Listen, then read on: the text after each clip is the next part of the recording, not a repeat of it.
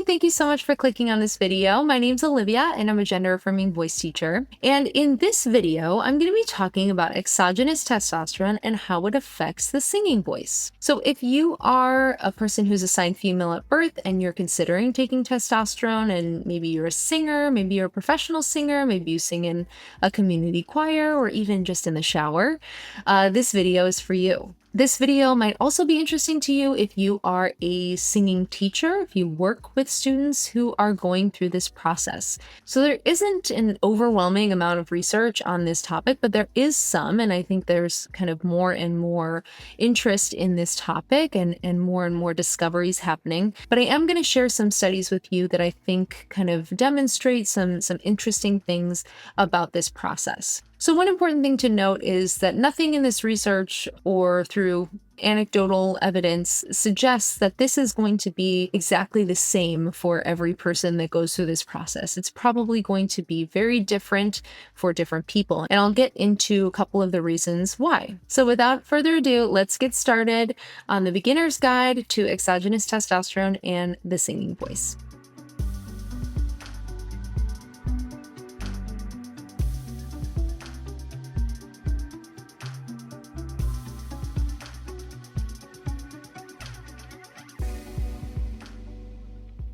So first, I think it's really important to understand how testosterone affects the voice. So for people assigned male at birth and cisgender men, they'll go through a testosterone puberty. So that puberty is caused by this endogenous testosterone, meaning it's developed within the body. Endogenous testosterone during puberty does a lot of things. It causes you to grow taller. It causes facial hair to grow or other physical characteristics like that. So testosterone affects the voice during an endogenous puberty in a few different ways. So first, it increases the size of the vocal cords themselves. So the vocal cords get a little longer, which causes that lowering of pitch that we associate with going through an endogenous testosterone puberty.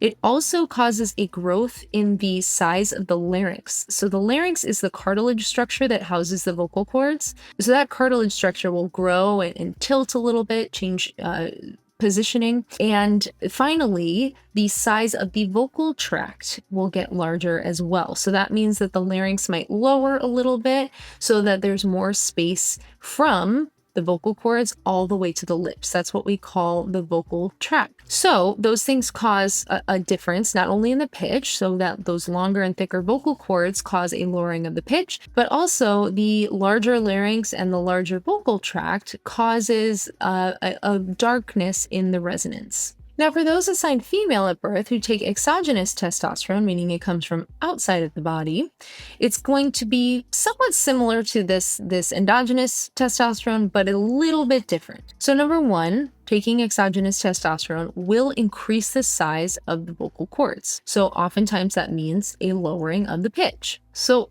unlike cis men or people assigned male at birth, the larynx will not grow in the same way. So in fact, we actually get an ossification of the larynx. So the ossification basically means hardening.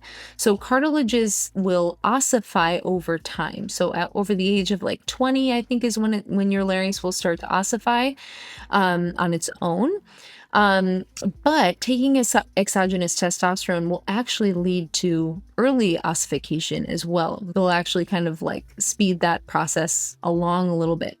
So we have the ossification of the larynx, which means that we don't get that same growth. That means that the vocal cords are getting longer and thicker, but the house that they're living in is staying the same size. It's also thought that the vocal tract may not grow a ton either. So meaning that larynx lowering might not happen as much. So there's many different ways to take testosterone. I am not an endocrinologist, surprise, surprise. So talk to your doctor about this, but it can be taken through transdermal gels or patches, intramuscular injections. You can take it orally or through buccal patches, like in your cheek as well. So there are varying dosages that you can take as well. So the dosage that you take of testosterone could be a factor in how your voice shifts. So there have been some studies on this. Basically, the idea is that by taking a lower dosage to start to build up on testosterone, to take a lower dosage, is sort of eases your vocal cords into that growth a little bit, so it's not so shocking. So sometimes that vocal cord growth will happen very rapidly when you start on a higher dosage. So my understanding is that, for cis men who go through an endogenous testosterone puberty, that voice change happens later on in the process of puberty, whereas when you're taking exogenous testosterone, the voice change will happen a little bit more rapidly. So one of the first, or perhaps the first study on AFAB of voices taking exogenous testosterone was done by Alexandros Constansis. So he was a part of his own study. This was back in 2008, and he documented his own voice changes throughout his process. And he sort of hypothesized with his doctor that taking this lower dosage would be helpful for the voice. So that's what he did. And then he also recruited, there were, I think, 16 people total, and there were 2 different groups that took 2 different dosages. One group of 8 that took a higher dosage, a more abrupt dosage of testosterone, and then a group of 8 that took a lower dose of testosterone. So he took data on how much pitch change took place based on that different dosage, and then also you can see some data based on age. So I'm going to show you those graphs in that study in a second here. So the physical changes to the voice. We know that the vocal cords, when we take this testosterone, cause the vocal cords to get longer and thicker. So generally we think, okay, great, well then that means my voice is going to be lower, and that's the end of it. It may not work that way for everyone, however. So there are some cases where there isn't much lowering or even lowering in pitch at all during this process. So most individuals within about 6 to 12 months will hear some changes in the lowering of the pitch, but some will not. So if we take a look at this quote from this study, this paper, it says, despite vocal fold thickening, some individuals do not experience any lowering of the voice.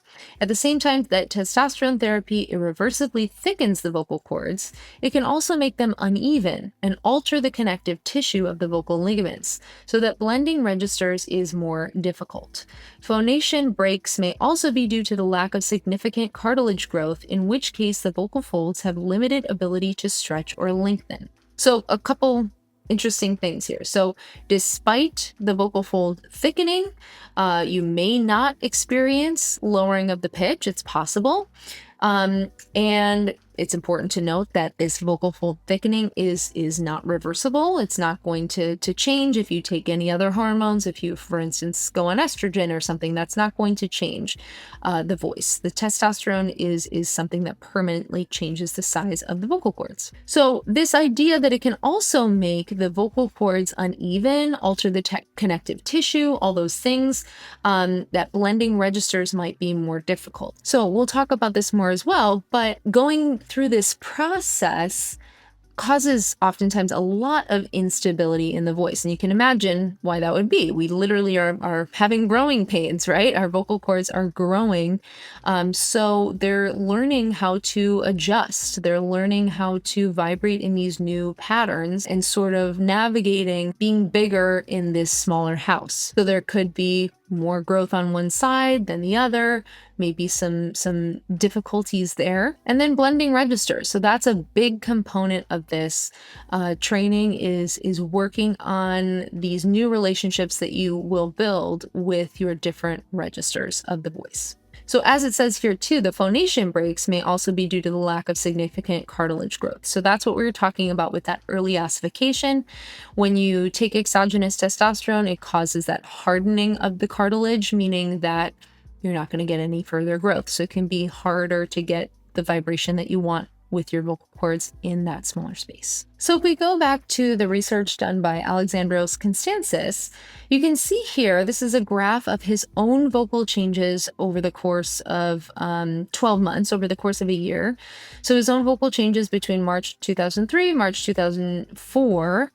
So you can see within the first 3 months that there's a significant change in his upper register. So he loses almost a full octave in his upper register, and the lowering of his voice, it's only gone down 1 step. So basically that that range becomes smaller. And then within 6 months, that range becomes even smaller. We could go down another step, but pretty much staying at that B2.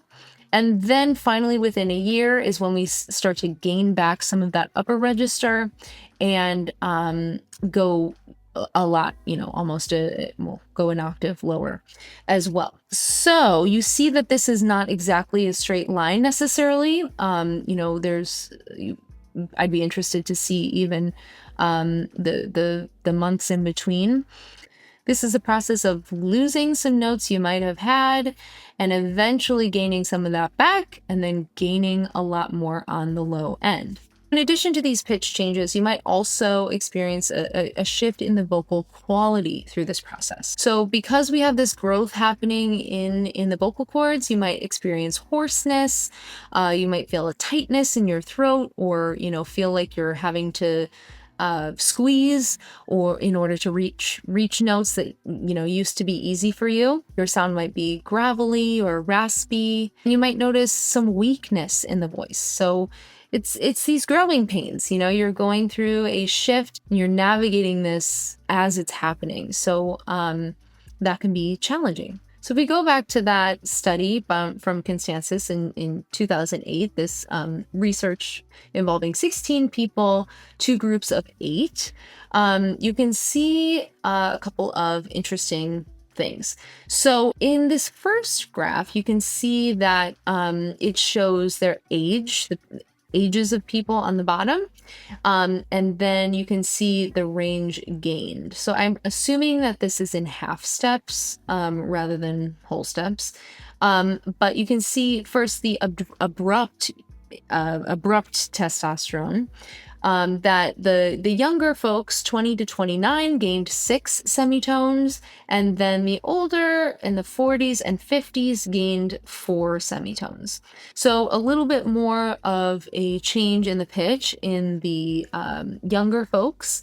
And then if we look at the second graph, we have the gradual testosterone, and you see that we have even more of a change in pitch in the 20s, so 9 semitones versus in the 50s, 5 semitones. So it seems, based on this research, that taking gradual testosterone might be more beneficial if you are looking for more change in the pitch specifically. So obviously this is just one study, only 16 people. So we really, of course, need to continue to look at the research.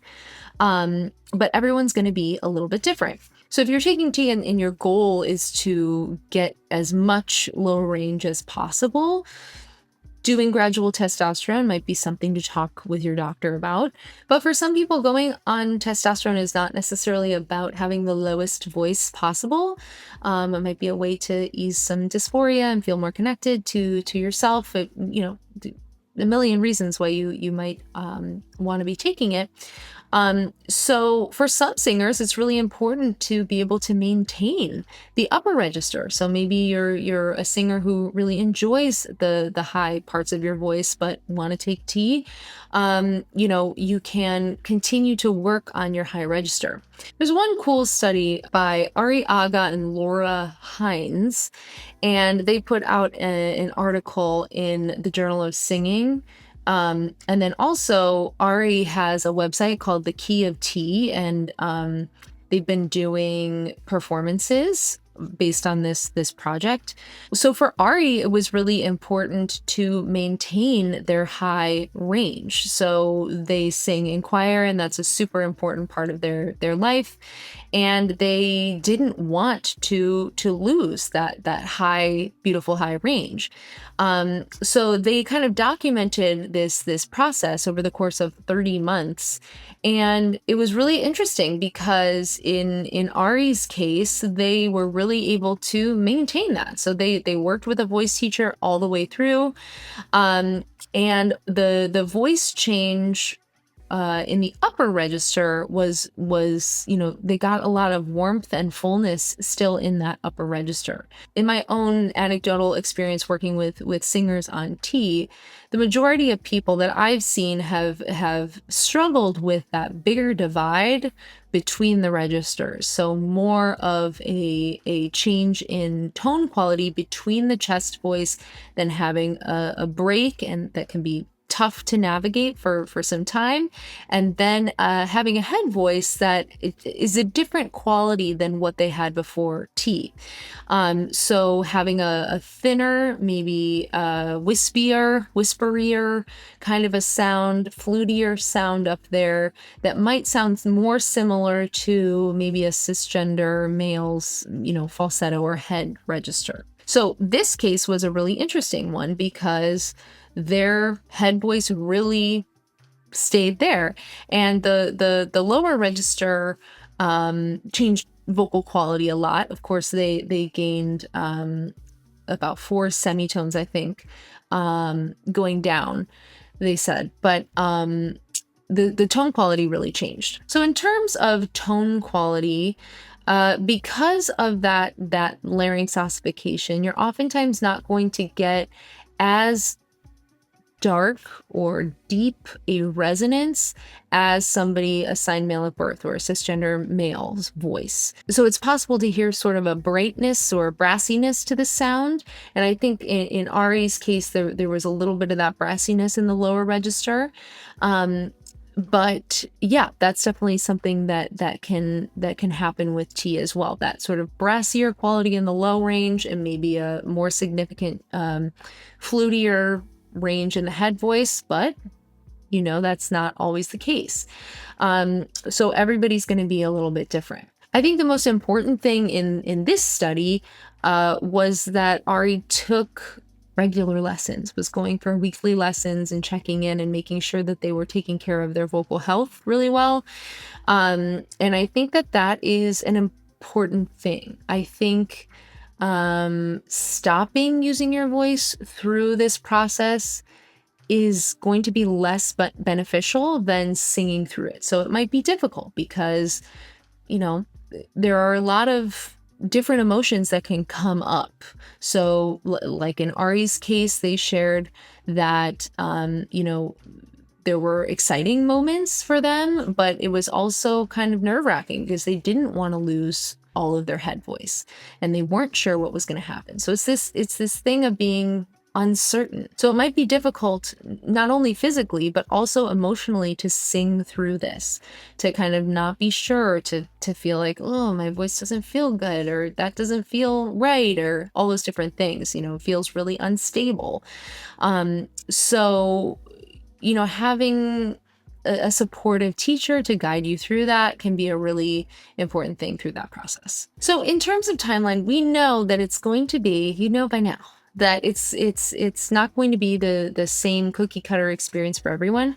But I did want to share an interesting table that I found in an article by Tessa Romano. And this article is called "The Types of Testosterone Therapy and Their Effects on the Voices of Transgender Singers." So I linked this down below. Definitely check out this article if you're interested in learning more. But if you take a look, it kind of gives you a sense of some possibilities of what you might experience in your voice. So it says week 1, tightness in the voice. Week 2 might be possible to sing lower than before.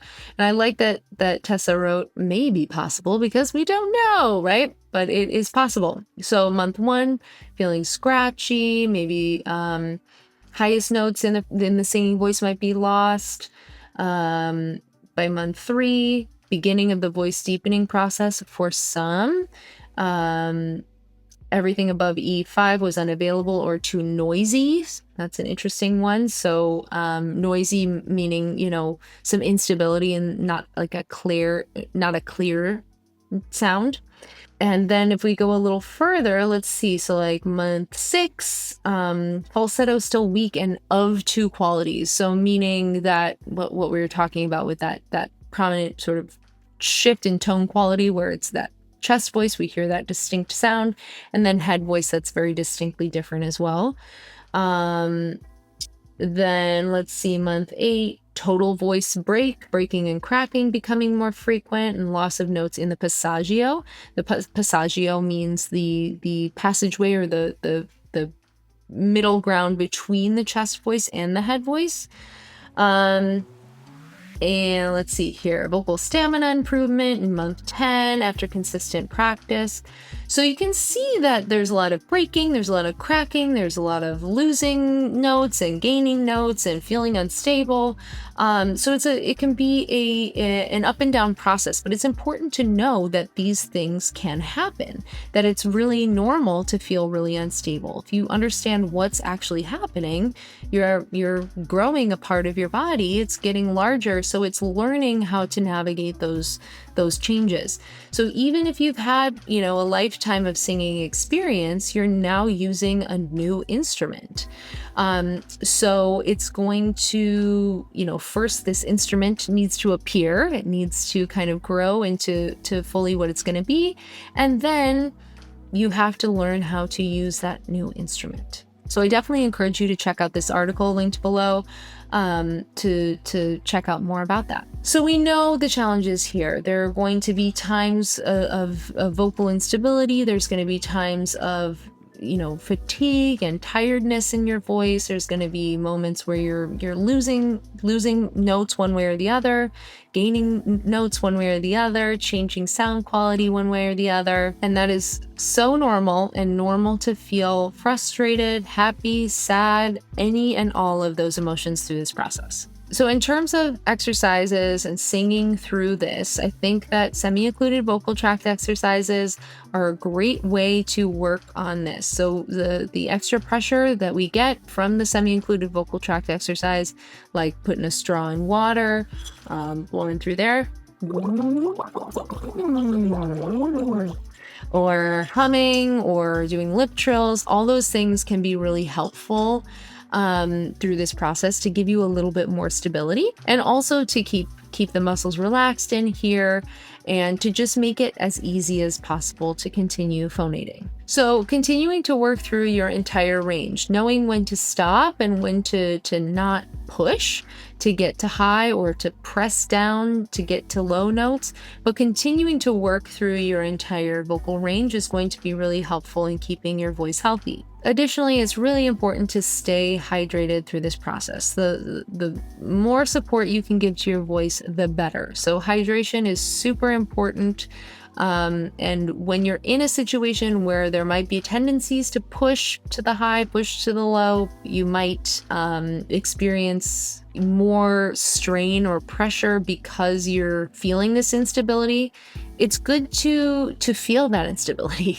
Really, it's good to let it be unstable, because the more you try to stabilize it with some external muscles, some other muscles that shouldn't be getting involved, the harder it's going to be. So drink your water, and let your voice be unstable. So taking exogenous testosterone as a singer is not for the faint of heart. It is a challenging process emotionally as well as physically.